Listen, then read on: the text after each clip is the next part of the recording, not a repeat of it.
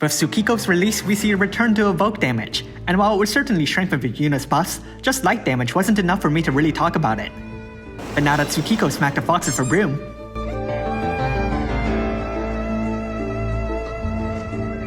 Evoke damage is nicely labeled under the title Utter, because it has a reputation of being utter garbage after a year.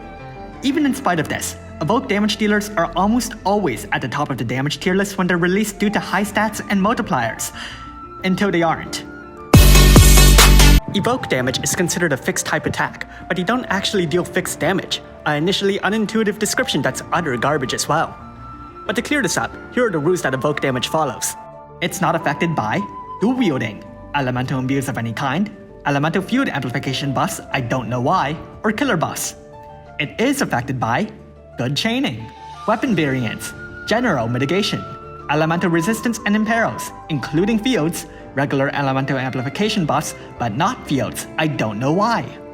It also gets to ignore some damage mechanics, such as evasion, mirage, which is different from evasion, counterattacks, and physical and magical mitigation, resistance, and covers. Ultimately, it's a lot to take in, but the biggest thing to keep in mind, killers don't matter. Now, what are the passives needed to strengthen Evoke damage? They're going to be the unit's offensive stat, usually either magic, spirit, or in some terrible cases, both. Layer burst damage if it's tied to the layer burst, and EVO magic and EVO damage, which is the most confusing part, but ultimately contribute the same. Now before we get to the confusing part, let's talk a bit about the first two. They work just like they work with everything else. Well, and isn't confusing like elemental amplification buffs for field buffs are exempt for whatever reason.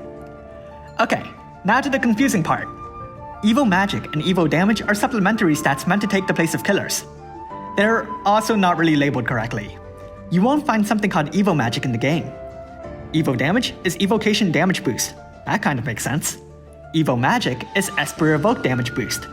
It's also the one the game doesn't help you find. Anyways, these kind of work. The cap for both stats is 300%, and since they aren't tied to specific species, it gets rid of any niche issues. However, while they work pretty well as passives, they're pretty much non-existent as active ability buffs.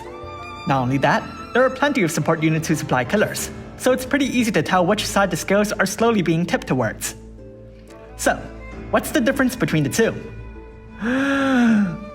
Who cares? The in-game description for EVO damage says it affects evocation damage and evoked Esper's damage, while the description for EVO magic says it affects evocation damage and greatly affects evoked Esper's damage. So in short, the game doesn't care enough either. If we go to the wiki and see the dumbass formula that no one remembers, we can see that EVO magic is here and EVO damage is here. And if you actually do the math, you can see that they contribute in the exact same way. They're just listed differently so you don't know your damage in the case you multiply by 0. So what's the key takeaway here? Try to raise all of them. If you had to sacrifice one of them, it doesn't really matter, thanks to the commutative property of multiplication, though most would advise sacrificing layer burst damage due to the presence of external layer burst buffs. Now, what's the best equipment for boosting evoke damage?